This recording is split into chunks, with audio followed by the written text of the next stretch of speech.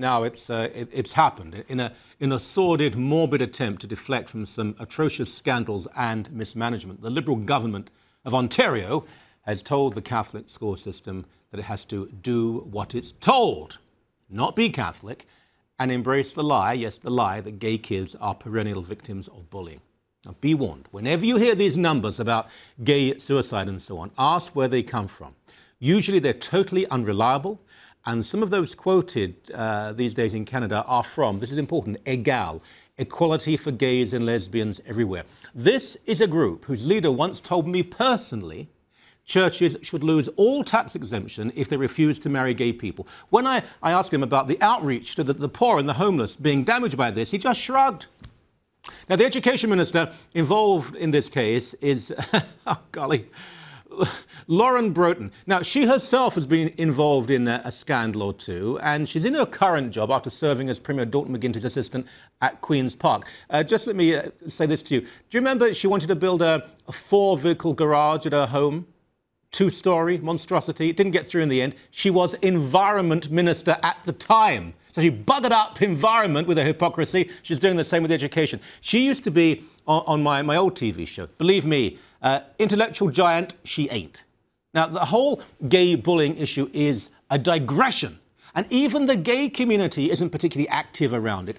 People are losing their jobs in Ontario. They're dying waiting for hospital beds in Ontario. But the government puts its energies into refusing to compromise an inch over bullying Catholic schools. It's an election ploy. And you know what? It may well work. Look, pluralism is messy. Coexistence is curved rather than angular. Democracy drenched in compromise and the blurring of previously firm, hard lines.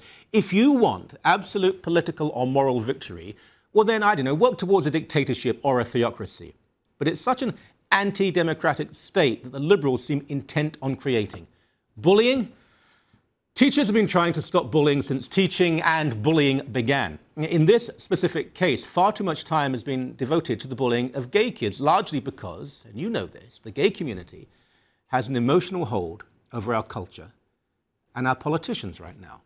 There is no doubt that gay people have often been bullied in the past, that being gay was sometimes a living hell. And this is important, no child, no person should be made to feel dirty, wrong, unloved merely because of their sexuality. But, I mean, come on, let's be serious here. Urban North America has become extremely gay-friendly in recent years, to the point where, in some schools, it is even a fashion statement to come out. And you get silly girls who regard having a gay friend as the ultimate fashion accessory. Teachers rush to the defense, and even the protection even, and the affirmation of gay kids and of homosexuality. Gay teachers often push a radical agenda. Students who, from a Christian or a Muslim perspective, have any sort of objections to the homosexual lifestyle are made to feel eccentric, evil, repugnant. They're the victims. Young people are bullied for all sorts of reasons, being fat, thin, stupid, clever, white, black, pretty much anything. But remember, fat kids are not thrown out of their home for being fat. Stupid kids not told by their parents that they're a living perversion. I understand that. But then again, thank God, that's incredibly rare for young gay people these days, and often the stuff of propaganda. Mind you, so are the alleged bullying and even suicide figures we're given. Did you know it's straight heterosexual girls who make up the majority of teen suicides? And some of the alleged gay suicides have in fact been caused by depression and have had nothing to do with sexual orientation. So it's incredibly difficult to have an open, civilized, informed discussion about all this. If you object to some aspect of what is being proposed, you're instantly a homophobe.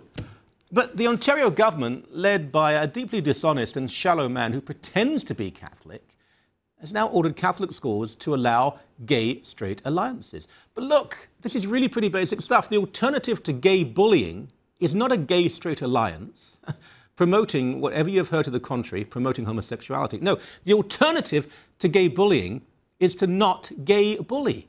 It's wrong.